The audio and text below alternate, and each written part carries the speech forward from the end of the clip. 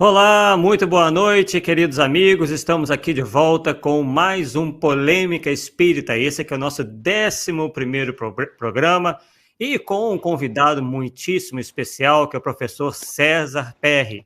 Mas antes de apresentá-lo e antes de passar a palavra para ele, vamos fazer aqui uma leve retrospectiva do que nós já falamos aqui no programa, tá? Para que aqueles que estejam aqui pela primeira vez possam saber do que nós falamos e, quem sabe, né, acessar os programas anteriores para, enfim, compreenderem melhor a nossa proposta. Então, no dia 13 de abril, nós tivemos o nosso primeiro programa, Allan Kardec e suas reencarnações. Em 20 de abril, tivemos Allan Kardec, a previsão sobre sua volta. 27 de abril, Allan Kardec e suas mensagens póstumas. Em 4 de maio, o quarto programa, Chico Xavier, verdadeiramente uma alma feminina. Em 11 de maio, o quinto programa, Em Quais Amigos de Chico Xavier se pode confiar? 18 de maio, o sexto programa, O que não te contaram sobre as obras Kardec Prossegue e Mensagens de Inês e Castro. Lembrando que todos esses programas foram feitos, né? E tivemos a apresentação aí do Paulo Neto. No dia 25 de maio, tivemos o sétimo programa, Chico Xavier teria sido a médium senhorita Jafé. Em 1º de junho, oitavo programa, Almas Queridas, e tivemos a participação especial de Wagner Gomes da Paixão. Em 8 de junho, Francisco de Assis e Chico Xavier seriam o mesmo espírito? Dia 15 de junho, no caso, semana passada, tivemos Chico Xavier e a lista de suas reencarnações. E hoje, como já adiantei, temos a participação especialíssima de César Perry, professor César Perry, com o tema Chico Emanuel e a religião. Né? Para quem não conhece, achamos difícil, né, que alguém mais experiente no movimento espírita não conheça o César Perry, mas ele ocupou aí a direção tanto da USE de São Paulo, quanto da Federação Espírita Brasileira. Então, professor César Perry, com o senhor toda aí o nosso tempo que julgar disponível, uma vez que está aí com alguns probleminhas de saúde na família, algo que a gente compreende perfeitamente, e o tempo é todo seu para os seus estudos, para as suas considerações. Eu agradeço, né, a oportunidade, o convite de participar dessa série de programas da Rede Amigo Espírita de televisão. Considero sempre importante, né, que haja um tratamento desses temas, e gostaria de justificar de início que estou fazendo hoje uma transmissão meio imprevista, fora do meu ambiente doméstico. Eu resido em São Paulo, mas eu estou hoje em Araçatuba, e estando em Araçatuba coincidiu com um atendimento hospitalar de um parente nosso, e eu me encontro dentro de um hospital agora. Mas então apenas eu queria justificar isso, porque eu vou ter que ser um pouco mais breve, né, em função do tempo, das condições aqui. E o tema que foi proposto para falar sobre Chico Xavier, Emmanuel e a religião é um assunto realmente que merece a nossa consideração. Em primeiro lugar, eu sempre recomendo que as pessoas procurem estudar e compreender, através de vários autores, as questões que motivaram as definições e ações nas últimas décadas do século XIX, quando o Espiritismo chegou em nosso país. Então, isso aconteceu no momento em que, na cidade do Rio de Janeiro, que era a capital, as lideranças que se apresentavam junto ao Espiritismo, com várias expressões, inclusive no mundo político, social da época, mas eram todos católicos praticantes, né? E até conhecerem o Espiritismo. E também o contexto, né, do Brasil Império, em que a religião católica era a religião oficial. Então, era a única religião permitida e aceita em nosso país. E quando houve a proclamação da República, o estabelecimento do governo provisório, não foi fácil para o espiritismo sobreviver e houve necessidade de ação de um grupo, né, de vários, daqueles espíritas que tinham projeção político-social na capital, para evitar que o espiritismo fosse considerado fora da lei, dentro do códigos novos, né, republicanos que estavam sendo definidos. E nessas condições, chegou ao Brasil a obra chamada Os Quatro Evangelhos, de João Batista Rustem, francês, e que foi traduzida rapidamente, muito difundida na cidade do Rio de Janeiro. Não necessariamente em todos os estados, e isso não aconteceu, por exemplo, em São Paulo, cidade de São Paulo. Então, essa obra, ela é guardada nas devidas proporções, uma repercussão ou uma projeção do docetismo. Quer dizer, uma escola cristã do século II, século III, século IV, né, em que se discute questões polêmicas, né, sobre a natureza do Cristo. E essa obra de João Batista Rustem, que são 4 enormes volumes, né, bastante profícua e prolixa, muitas vezes, ela, eu diria, que traz interpretações as quais Allan Kardec não aceitou, e ele comenta na Revista Espírita. Em mais de um trecho da Revista Espírita, como também nos manuscritos que estão vindo à tona agora, né, com a divulgação dos mesmos. Então, eu diria que a questão, assim, de uma ótica mais religiosa do Espiritismo, tem a ver com o contexto social, político do final do século XIX e, de certa forma, com a influência da grande divulgação que houve dos chamados 4 evangelhos nessa obra de Rustem na capital federal. Então, é isso que nós temos que compreender. Então, nós tínhamos uma religião oficial no Brasil, o catolicismo, e isso não se muda de uma hora para outra no seio do povo. Então, essa influência foi muito marcante no desenvolvimento desde o início do espiritismo no Brasil. E, ao mesmo tempo, houve uma grande atuação dos espíritas, da forma mais simples e com grande dificuldade, nas atividades filantrópicas. E foram exatamente essas atividades filantrópicas que contribuíram para gerar uma respeitabilidade por parte da população e por parte das autoridades com relação ao espiritismo nas primeiras décadas do século XIX. Então, eu fiz esse preâmbulo para dizer que a gente encontra, às vezes, algumas conclusões superficiais e precipitadas, né, sobre a obra de Chico Xavier e a sua relação com a religião. Bom, feito esse preâmbulo, eu recomendo que as pessoas estudem, inclusive saiu no final do ano passado um livro espetacular, com mais de 1.100 páginas, né, do pesquisador Luciano Klein, sobre Bezerra de Menezes, onde ele aborda, do ponto de vista historiográfico, muito bem documentado, as questões dessa época que nós estamos citando e o papel de Bezerra de Menezes nesse contexto. Eu recomendo que leiam e estudem essa obra.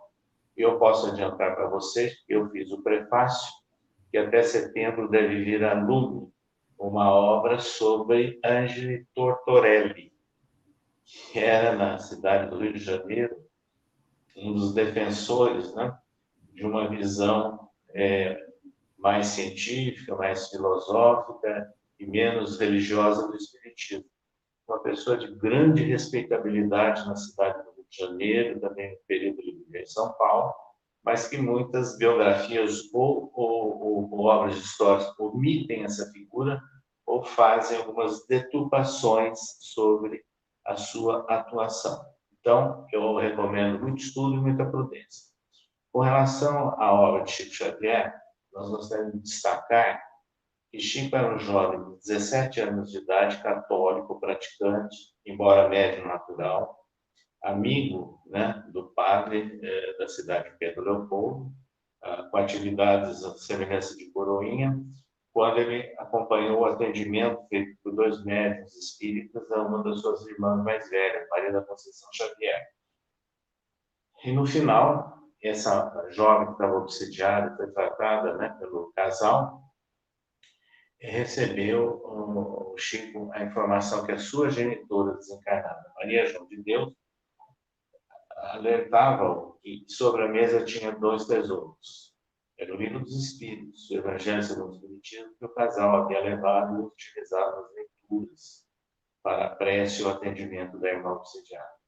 Para surpresa geral, Chico leu em dias as 2 obras e, no dia 21 de junho de 1927, 40 dias depois desse atendimento, ele, com os irmãos e amigos, funda o primeiro centro espírita de Pedro Leopoldo, que é o Centro Espírita Luiz Gonzaga. De lá, até o final da existência, o Chico abria suas reuniões públicas com a leitura de uma questão do Livro dos Espíritos e um item do Evangelho segundo o Espiritismo, pedindo a todos que os comentassem, né, enquanto ele procedia às psicografias. Isso ele fazia em todas as reuniões. E é importante lembrarmos também que o Chico, no ano de 1931, tinha 21 anos de idade, quando ele, primeira vez, viu Emmanuel, que se apresentou como seu orientador, recomendou que ele fosse sempre fiel a Jesus e a Kardec, com disciplina, disciplina e disciplina. E o Chico realmente manteve essa tônica, né, superando inúmeros impasses, pressões e armadilhas que foram criadas ao longo dos seus 75 anos de labor mediúnico. Na obra psicográfica de Chico, se nós olharmos a primeira obra de Emmanuel, em 1967, que se chama Emmanuel, eu posso garantir a vocês que é uma obra muito pouco conhecida do público, do leitor espírita. Essa obra é uma crítica acerba à trajetória do desenvolvimento do cristianismo no mundo.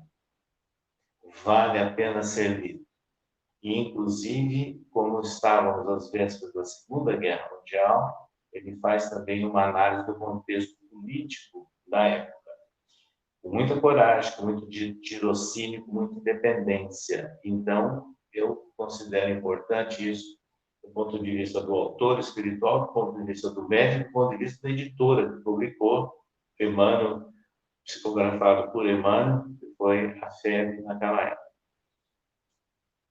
As várias obras de Chico depois, nós gostaríamos de lembrar que Emmanuel, ele escreveu, além dos seus romances históricos, vários livros, 9 livros, analisando em detalhes versículos do Novo Testamento à luz do Espiritismo.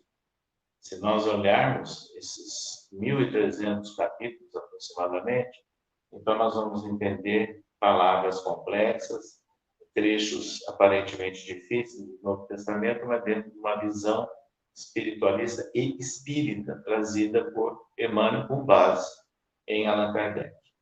Depois nós temos aí, por meados do século XX, por ocasião do centenário das obras básicas, Emmanuel publicou obras pela psicografia de Chico, escreveu obras pela psicografia de Chico, homenageando as obras básicas, no caso de religião dos espíritos. Presta atenção no detalhe, religião dos espíritos. E focalizando e homenageando 100 anos do Livro dos Espíritos. Depois vem Seara dos Médiuns, sobre o Livro dos Médiuns. Palavras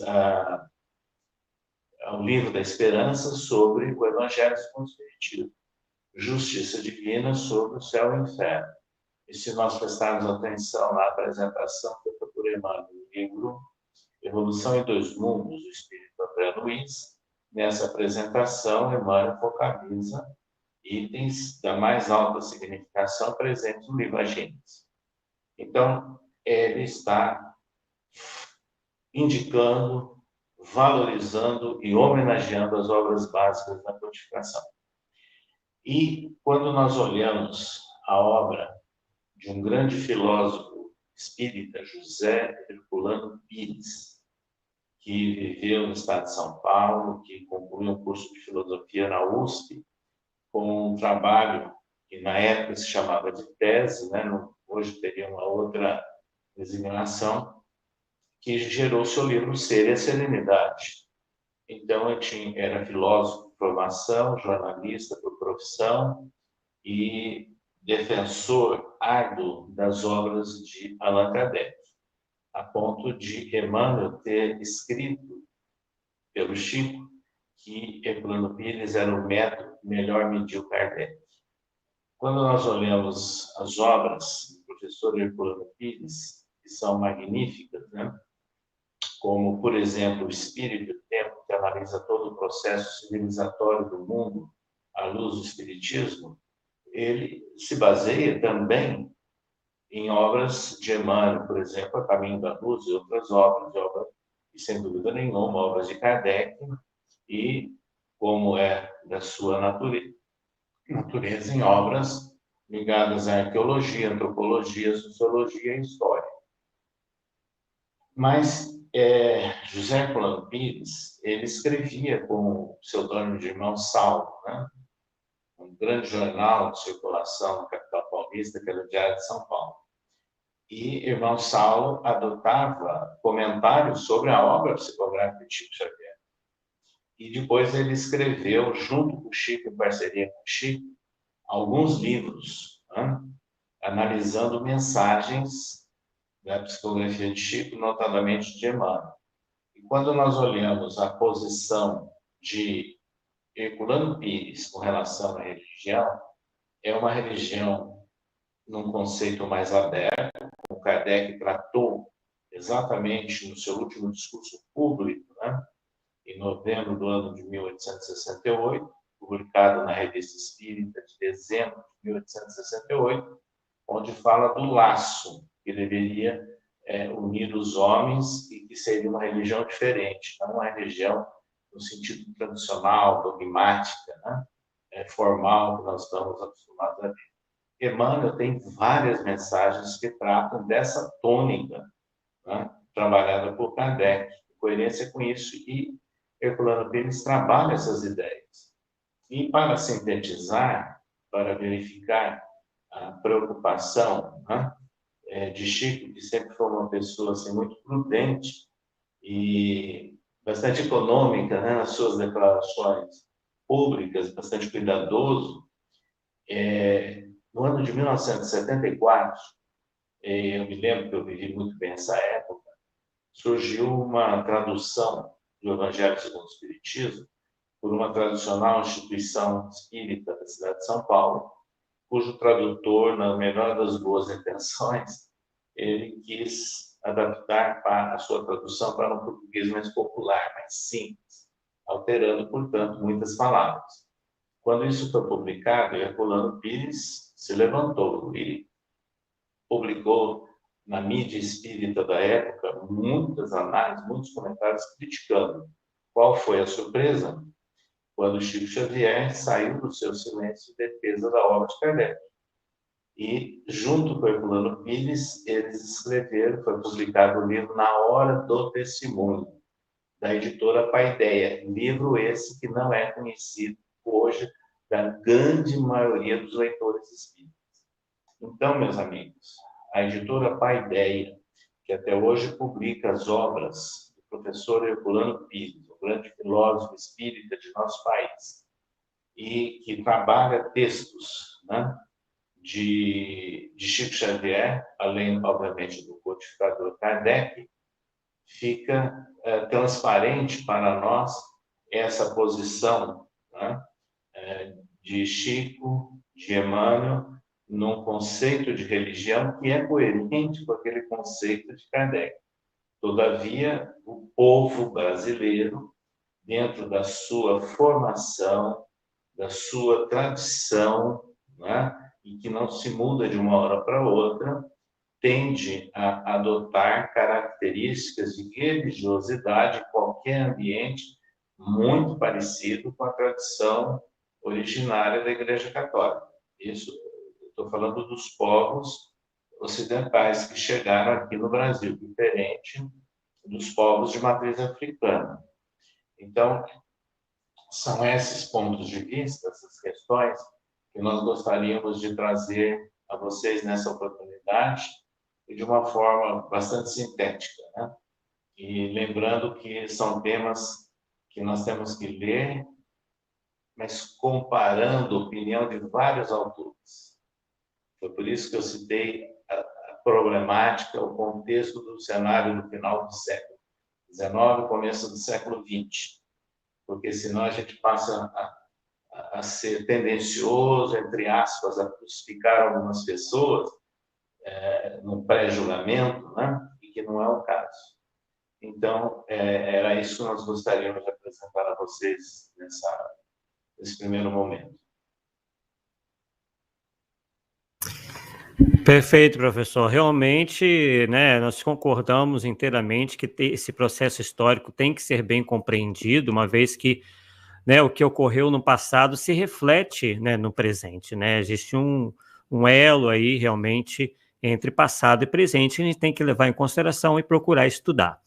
Bem, só temos aqui um questionamento, né, que inclusive é um questionamento meu mesmo, também, né? A Cláudia Monteiro pergunta, por favor, tem como colocar o nome do livro que foi citado? Eu não entendi, sei que é sobre Bezerra de Menezes, ficaria agradecida.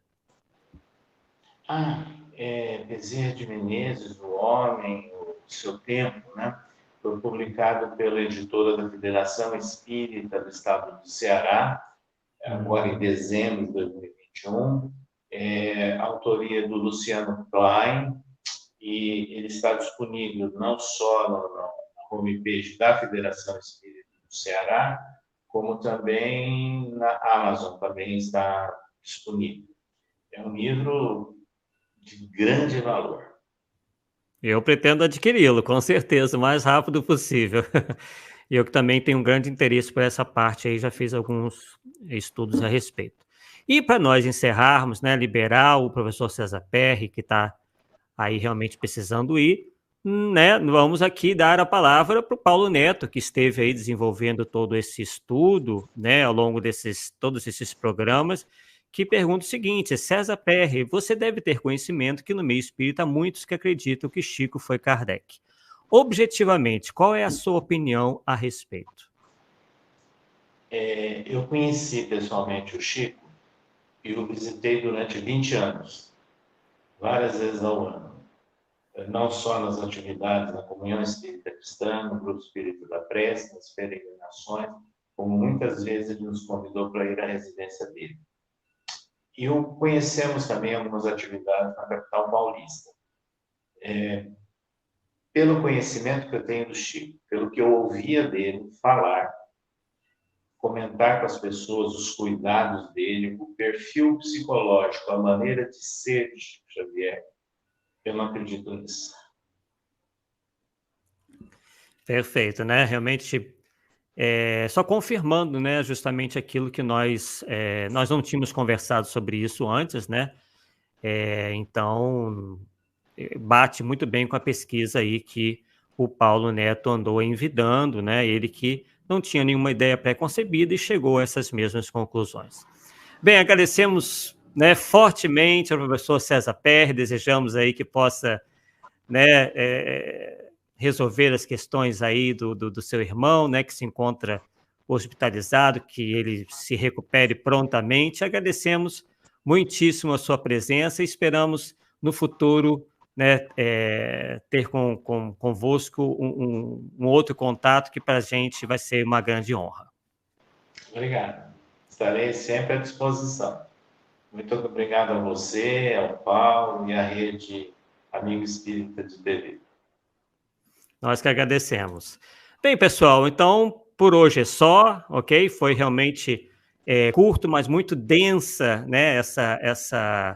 Denso todo esse estudo, todas essas considerações do professor César Perry, e nos vemos na próxima quarta-feira, voltamos ao horário normal, o dia normal, quarta-feira, às 8h30 da noite.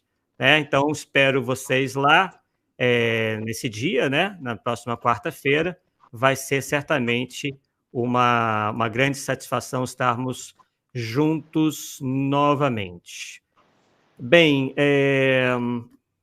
deixa eu ver aqui. Perfeito, então. Uma boa noite a todos e até lá.